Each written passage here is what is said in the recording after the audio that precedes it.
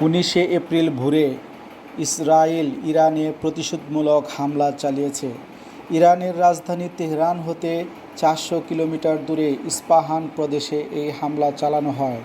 ইস্পাহান অঞ্চলে ইরানের সামরিক ঘাঁটি, বেশ কিছু পারমাণবিক স্থাপনা এবং ইরানের ইউরেনিয়াম সমৃদ্ধকরণ কর্মসূচির মূল কেন্দ্র রয়েছে।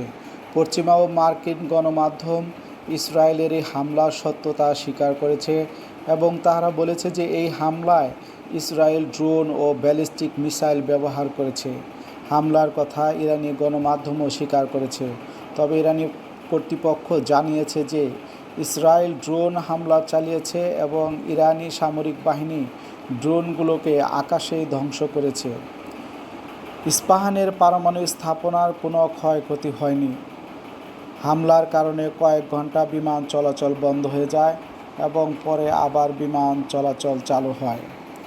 আন্তর্জাতিক পারমাণবিক সংস্থার প্রধান রাফায়েল এম গ্রোসি জানান যে ইস্পাহানের পারমাণবিক স্থাপনার উপর তারা নজরদারি চালিয়েছিল এবং জানান যে সেখানে কোনো ক্ষয়ক্ষতি হয়নি। তবে আইএইএ প্রধান উভয় পক্ষকে এই পারমাণবিক স্থাপনায় হামলা করা থেকে বিরত থাকার আহ্বান জানান। সিরিয়ার দক্ষিণাঞ্চলের তারা প্রদেশে কয়েকটি সামরিক ঘাঁটিতে ইসরায়েল হামলা চালিয়েছে। ইরাকেও কয়েক দফা বিস্ফোরণের শব্দ শোনা গেছে বলে জানিয়েছে ইরানি রাষ্ট্রীয় সংবাদ সংস্থা।